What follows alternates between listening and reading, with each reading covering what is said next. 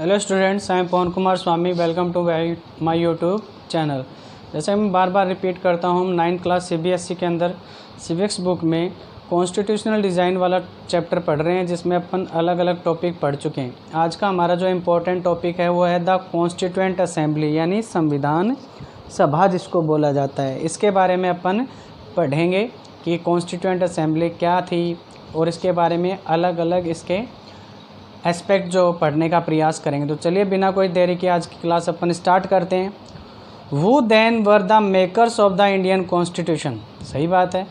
अब हमारे देश का जब संविधान बना, ये तो अपन ने पढ़ा कि भाई स्ट्रगल के दौरान रूपरेखा तैयार कर ली गई थी, कुछ वैल्यूज़ के ऊपर सहमत भी हो गए थे, लेकिन वास्तविकता में वो थे कौन, ठीक है, जिन्होंने हमारे देश का संविधान बनाया। You will find here very brief sketch of some of the leaders who played an important role in making the constitution। जैसा कि आप देख सकते हो, आपकी बुक में संक्षिप्त रूप से कुछ व्यक्तियों के बारे में क्या दे रखी है, जानकारी दे रखी है यहाँ पर। जैसे राजेंद्र प्रसाद हो गए, जयपाल सिंह है, HC मुखर्जी है, और भी अपन भीमराव अंबेडकर, है ना, इनके बारे में थोड़ा थोड़ा संक्षिप्त में क्या दे रखा है, वर्णन दे रखा है। तो इसी से पता चलता है कि ये वो महत्वपूर्ण व्यक्ति थे जिन्होंने हमारे देश के संविधान में बनाने में एक बहुत ही महत्वपूर्ण भूमिका निभाई, तभी जाकर हमारे देश का संविधान क्या हो सका, बन सका। क्या कह रहा था, drafting of the document called the constitution was done by N assembly of elected representative called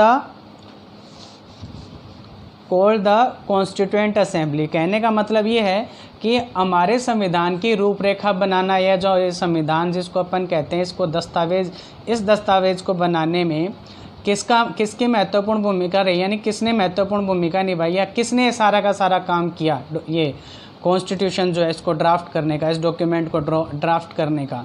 तो क्या कह रहा है, इसको एक असेंबली के द्वारा, ठीक है, पूरा किया गया, ड्राफ्ट किया गया इस डॉक्यूमेंट को N assembly of elected representative, ठीक है, एक सभा थी जिसके अंदर क्या किए गए थे, कुछ सदस्यों को चुना गया था, क्या करने के लिए, सरकार बनाने के लिए, क्या बनाने के लिए, कॉन्स्टिट्यूशन, संविधान बनाने के लिए, ठीक है।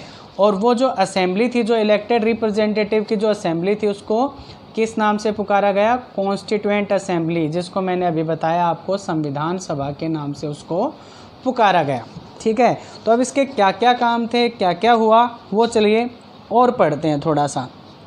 क्या कह रहा है, assembly were held in July 1946, साफ साफ लिखा हुआ है। ये जो असेंबली थी, कौन सी, संविधान सभा, इसके लिए चुनाव कब हुए, 1946 में लिखा हुआ है। Election to the constituent assembly were held in July 1946। संविधान सभा के लिए 1946 में चुनाव कराए गए, जुलाई 1946 में। Its first meeting was held in December 1946। और इसकी जो पहली सभा थी, आप ऐसे कह सकते हो, इसकी पहली जो मीटिंग थी वो कब आयोजित की गई, दिसंबर 1946 को। सून आफ्टर, इसके बाद जल्दी ही, the country was divided into India and Pakistan. जैसे हम सभी को पता है कि 14 अगस्त 1947 को, ठीक है, फिर क्या हुआ, 14 अगस्त को तो पाकिस्तान बना और 15 अगस्त को कौन बना, भारत बना। तो भारत और पाकिस्तान जो है उनका विभाजन हो गया, कब, जैसे लिखा हुआ है, जल्दी इसके बाद, 1946 के बाद। तो फिर क्या हुआ, the constituent assembly was also divided into the constituent assembly of India and that of पाक। सही बात है। तो संविधान सभा भी अलग अलग होनी थी भाई, भारत और पाकिस्तान का विभाजन हो गया तो कॉन्स्टिट्यूएंट असेंबली भी अलग अलग हो गई, भारत की अलग और पाकिस्तान की अलग। इसके बाद the constituent assembly that wrote the Indian constitution, वो संविधान सभा जिसने हमारे देश के संविधान को लिखा, हैड 299 मेंबर्स, उसके 299 सदस्य थे उसके अंदर। कितने सदस्य थे उसके अंदर, बार बार कह रहा हूँ, इसी के अंदर मैंने अंडरलाइन भी लगाई है। कितने मेंबर थे उसके, कॉन्स्टिट्यूएंट असेंबली जो जिसने हमारे देश के संविधान की रूपरेखा तैयार करी या लिखा, कितने थे, साफ साफ लिखा हुआ है 299। The assembly adopted the constitution on 26 नवंबर 1948। वैसे तो हमारे देश का संविधान कब अडोप्ट कर लिया गया था, या असेंबली ने हमारे देश को संविधान को कब अडोप्ट किया था, 26 नवंबर 1949 को, ठीक है, कब, 26 नवंबर 1949 को हम असेंबली जो थी, कॉन्स्टिट्यूएंट असेंबली जो थी, उसने हमारे संविधान को कब अडॉप्ट किया? 26 नवंबर 1949 को, यानी 26 नवंबर 1949 को। But it came into effect on 26 of January 1950। लेकिन अगर अपन बात करें कि इसको लागू कब किया गया, ये प्रभाव में कब आया, तो 26 जनवरी 1950 को इसको सही तरीके से लागू किया गया। कहाँ पर? भारत के अंदर। To mark this day we celebrate January 26 as Republic Day every day. इसीलिए हर वर्ष अपन 26 जनवरी यानी इस दिन को खास बनाने के लिए हर वर्ष 26 जनवरी को हम गणतंत्र दिवस के रूप में मनाते हैं। बात समझ में आ गई? इस दिन को विशेष बनाने के लिए, इस दिन की याद में, क्योंकि 26 जनवरी 1950 को हमारा संविधान प्रभाव में आया था, लागू हुआ था। वैसे तो अडॉप्ट कर लिया गया था असेंबली के द्वारा 26 नवंबर 1949 को, लेकिन सही रूप से लागू कब किया गया था? 26 जनवरी 1950 को। इसीलिए इस दिन हम हमारे देश का रिपब्लिक डे यानी गणतंत्र दिवस मनाते हैं हर साल। इसके बाद में why should we accept the constitution made by this assembly more than 6 decades ago, यानी आज से 6 दशक पहले जो ये संविधान बना था, ठीक है, और किसके द्वारा बनाया गया था? कॉन्स्टिट्यूएंट असेंबली के द्वारा। ऐसा क्या है जिसकी वजह से अपने को इसको क्या करना चाहिए? मानना चाहिए। यानी अपन अभी भी इसको क्या करते हैं? मानते हैं। इसके जो रूल्स और रेगुलेशन है वो क्या करते हैं? फॉलो करते हैं। We have already noted one reason above the above, जैसे कि एक कारण तो अभी ऊपर अपन ने देखा है क्या? The constitution does not reflect the views of its members alone. सही है। जो संविधान होता है, उस संविधान के संविधान जो होता है उसके अंदर जो संविधान होता है साफ साफ लिखा हुआ है, the constitution does not reflect the views of its member alone, यानी जिन्होंने इसको बनाया, संविधान को जिन्होंने बनाया, केवल उन्हीं के विचार इससे नहीं झलकते हैं, यानी उन्हीं के विचार इससे प्रदर्शित नहीं होते हैं। समझ में आ गई बात? संविधान सिर्फ संविधान सभा के सदस्यों के विचारों को ही व्यक्त नहीं करता है। संविधान केवल संविधान सभा के सदस्यों के विचारों को ही व्यक्त नहीं करता है, दर्शाता है। It express a broad consensus of its time. साथ ही साथ क्या करता है? किसको अभिव्यक्त करता है? ये क्या कह रहा है? उसके सदस्यों के विचारों को ये अभिव्यक्त नहीं करता, यह अपने समय की व्यापक सहमतियों को भी व्यक्त करता है। व्यापक यानी बहुत बार अलग अलग जो मुद्दे हैं, अलग अलग जो नियम बनाए गए, उनके ऊपर बार क्या हुआ? कॉन्सेंसस हुआ, यानी उसके ऊपर पहले बहस हुई, फिर जाकर उसके ऊपर क्या बनी? सहमति बनी। Many countries of the world, क्या कह रहा है? दुनिया के कई ऐसे देश हैं, have had to rewrite their constitution afresh because the basic rules were not acceptable to all major social groups और पॉलिटिकल पार्टीज़। बहुत सारे ऐसे देश हैं जिनको अपना संविधान दोबारा बनाना पड़ा। कारण क्या था? कि उनका जो संविधान था उसके अंतर्गत जो आधारभूत कानून बनाए गए, उनको उस देश में रहने वाले प्रमुख जो सामाजिक समूह और जो प्रमुख राजनीतिक दल थे, उन्होंने क्या नहीं किया? स्वीकार नहीं किया।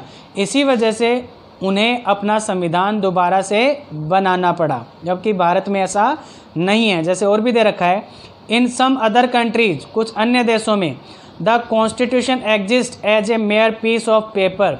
कुछ देश ऐसे भी हैं जहाँ पर संविधान तो है, लेकिन वो मात्र क्या है? कागज़ का टुकड़ा है। उसके अंदर जो नियम लिखे गए हैं, उनको वहाँ पर रहने वाले जो समुदाय हैं या जो पॉलिटिकल पार्टीज है, बहुत कम उनको क्या किया जाता है? फॉलो किया जाता है। बात समझ में आ गई? ठीक है। जबकि हमारे देश का जो संविधान है वो आप ऐसे मान सकते हो एक ऐसी किताब है जिसके अंदर जितने भी नियम और कानून लिखे गए वो सभी के द्वारा क्या है? मान्य है। इसके बाद में no one actually follows it, जैसे मैंने बताया कागज़ मात्र है, सिर्फ वो संविधान जो है वो कागज़ के टुकड़ा मात्र है। वहाँ के लोग उनको उसको क्या नहीं करते हैं? फॉलो नहीं करते हैं। The experience of our constitution is different, जबकि अगर हम हमारे संविधान के अनुभव की बात करें तो वो उन सब से क्या है? अलग है। Over the last half a century, सही है, 50 से भी ज़्यादा वर्ष हो चुके हैं, several groups have question some provisions of the constitution. ऐसी बात नहीं है, हमारे देश में भी जो सामाजिक समूह उन्होंने संविधान के ऊपर सवाल, संविधान के कुछ प्रावधानों के ऊपर सवाल नहीं उठाए हैं। कई ऐसे समूह हैं जिन्होंने हमारे देश के संविधान के जो प्रावधान हैं उनके ऊपर क्या खड़े किए हैं? सवाल खड़े किए हैं। But no large social group और political party has ever question the legitimacy of the constitution itself. लेकिन आज तक किसी भी बड़े सोशल ग्रुप्स ने या राजनीतिक दल ने, ठीक है, किसी भी बड़े सामाजिक समूह या राजनीतिक दल ने खुद संविधान की जो वैधता है यानी जो न्याय संगतता है उसके ऊपर आज तक कोई भी क्या नहीं किया है, सवाल नहीं खड़ा किया। यानी वो सभी जो है मानते हैं कि हमारे देश में जो संविधान में जो भी कुछ लिखा गया है वो न्याय संगत है, उसमें कुछ भी गलत नहीं है। तो इसीलिए कोई भी लार्ज सोशल ग्रुप्स या पॉलिटिकल पार्टी ने कभी भी इसका क्या नहीं किया है, विरोध नहीं किया है। This is an unusual achievement for any constitution. सही है, ये हमारा जो संविधान है किसी भी देश के संविधान के लिए इस प्रकार का अचीवमेंट, उपलब्धि जो है वो असाधारण होती है, जिसको मतलब इतने कई वर्षों से फॉलो किया जा रहा है और आज भी उसको क्या किया जा रहा है, फॉलो किया जा रहा है। कहने का मतलब ये है उसकी न्याय संहिता के ऊपर यानी लेजिस्लेसी के ऊपर कोई भी क्या नहीं उठाया गया है, सवाल नहीं उठाया गया है। तो ये थी अपनी आज की क्लास, द कॉन्स्टिट्यूएंट असेंबली का पहला पार्ट आज की क्लास में अपन ने पढ़ा। इस टॉपिक को अच्छी तरह से समझने के लिए, इस हिस्से को अच्छी तरह से समझने के लिए इस वीडियो को पूरा देखें ताकि आपको कोई डाउट ना रहे। और अगर वीडियो पसंद आए तो लाइक करें, शेयर करें और सब्सक्राइब करना ना भूलें। Thank you so much. मिलते हैं इस टॉपिक के नेक्स्ट पार्ट में अगली क्लास में।